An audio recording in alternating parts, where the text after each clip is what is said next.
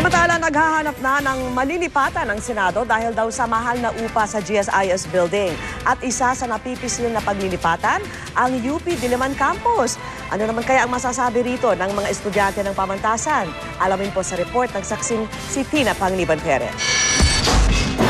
Taong 1987, kasunod na muling pagbuhay sa bicameral system ng Kongreso, ibinalik ang tanggapan ng Senado sa Old Legislative Building o ngayon National Museum. Matapos ang isang dekada, lumipat naman sila sa GSIS building sa Pasay. Pero dahil sa mahigit 100 milyong pisong renta sa GSIS kada taon, inutusan na raw ni Senate President Juan Ponce Enrile, sina Senador Franklin Drilon, Pia Cayetano at Bongbong Marcos na maghanap ng pwede nilang lipatan. This is not really an edifice originally built as to house a legislative body. At isa sa mga posibleng paglipatan, ang Diliman Campus ng University of the Philippines. Sa lawak kasi nitong halos 500 hektarya, posible raw na makapagpatayo rito ang Senado ng sarili nitong gusali. That's a public land. We can just either use it or buy it. But Gayunman, marami na ring lupain sa campus ang tinatayuan na ng mga bagong academic building o di kaya nirerentahan na ng mga pribadong kumpanya. It has to conform to two things. Number one, it must, of course, be advantageous to UP. Number two, it must promote the educational development of UP, and it must be a lease because we will not be able to sell any property of the university. Bukod sa UP Diliman, kinonsidera rin daw ang film center na kalapit ng kasalukuyang Senado. Gayunman, may duda raw ang ilang senador sa tibay ng gusali nito. Tiningnan din naman nila post office, pero masyado naman daw itong malaki para sa mga senador bukod sa binabaha pa. Ang batasang pambansa naman, masikip na raw. Wala pang konkretong plano ang Senado ukol sa paglipat nito, pero sa lahat ng mga lugar na tiningnan na ng ilang senador, itong UP Diliman ang pinakamalapit na sa Batasan Complex. kailangan naman mas malapit siguro sa house kasi ang hirap ng trabaho eh. Ang hirap mag-coordinate. Pinusuhan namin ang mga estudyante ng UP Diliman sa planong ito ng Senado. Para sa akin kasi parang malaki yung disadvantage niya. Siyempre, paglilipat yung Senado dito, paano pag may meeting na sa Senado? So sobrang magta-traffic na lalo sa loob ng UP. Sa tingin ko po okay lang kasi at least makikita nila yung condition talaga ng mga estudyante tsaka yung mga problema, yung mga issue mas madali nilang mareresolbahan kasi nga alam nila kung ano yung nangyayari talaga. Ako si Tina Pangliban Perez, ang inyong saksi. Sa mga miyembro naman ng Pag-ibig Fund na gusto magbakasyon, pwede na po kayong umutang para maisakatuparan ang inyong pangarap na yan. Saksi si Maris Umali.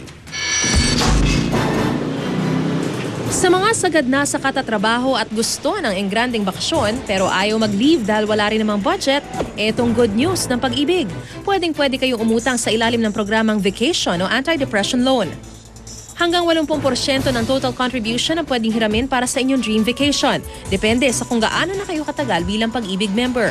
Ang pangutang dati na raw kasama sa loans para sa livelihood, education, health o wellness at home improvement pero binigyan ng bagong pangalan. Sa bawat problema kasi ng isang miyembro, may sagot ang Pag-ibig na maiibsan ang kahirapan ng isang tao. So ito, kahirapan sa kalooban. Kaya naman tuwang-tuwa ang sima na si Rave Bernardino na matagal na raw di na ilalabas ng pamilya dahil sa kakulangan sa budget. Galing kami sa mabigat na trabaho. Alam mo naman sa abroad, ang puhunan namin sipag, lungkot, pagod, nandun na yun. Para naman makasama ang pamilya nila kung saan man sila makapiling magbakasyon at maka-unwind kami. Bukod dyan, itinaas na sa 6 na milyong piso ang maximum na halagang pwedeng utangin ng miyembrong gustong bumili o magpatayo ng bahay mula sa dating 3 milyong piso. Pero dapat ay may kakayahan ding makapagbayad ang mangungutang. Gusto lang namin sa pagpapaganda ng interest rate, sa pagpapalaki ng loanable amount, sa pagbaba ng interest rate sa socialized program, mas maging accessible sa mas maraming tao ang pag-ibig financing.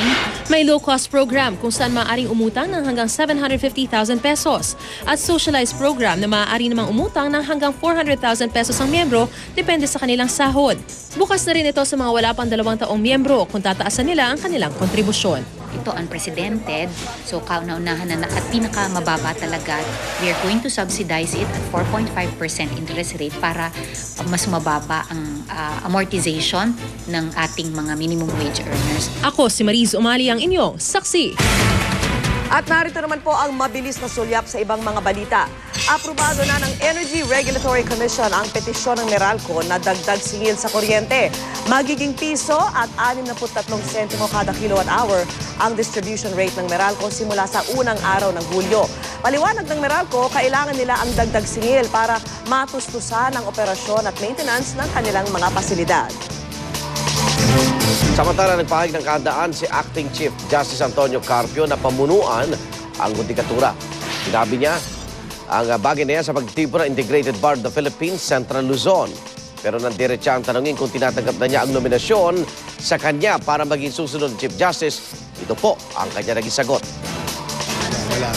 No formal letter yet, sir. Yeah, I will make my response on Monday. Bukas ang Liberal Party sakaling sumanib sa kanila si Senator Coco Pimentel. Ayon kay Budget Secretary at LP member Butch Abad, binigyan lang muna nila ng panahon si Pimentel na ayusin ang kanyang sitwasyon sa United Nationalist Alliance sa una. Nauna nang sinabi ni Pimentel na ikukonsidera niya ang lahat ng kanyang opsyon, alinsunod na rin sa kanyang prinsipyo. Sa iba pa rin balita, posibleng ilipat na si Dolphy sa isang regular na kwarto ng Makati Medical Center mula po sa ICU. Ayon sa kanyang anak na si Eric Quizon, 2 araw nang hindi sumasailalim sa blood transfusion ang kanyang ama. Kinatuwa rin ng pamilya na nakakausap na nila ang hari ng komedya. Madalas na rin itong ngumiti at minsan ay nakikipagbiruan pa. Yeah, the nurses, nag-ano sila, tsaka yung ibang mga kapatid ko, biglang gumanunda yung daddy ko. Dumila siya. So, that's his expression yun, parang belat. Saksihan mamaya. 4 bagong uri ng langgam natuklasan sa Camarines Sur. Sa Showbiz Saksi, pagsasama ni Katy Perry at dating asawang si Russell Brand, tampok sa documentary film ng pop singer.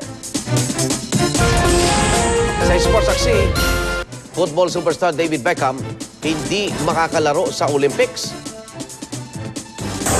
At mga lalaking naka-high heels nagkarerahan sa Espanya. Huwag bibitiw! Sama-sama pa rin tayong magiging saksi.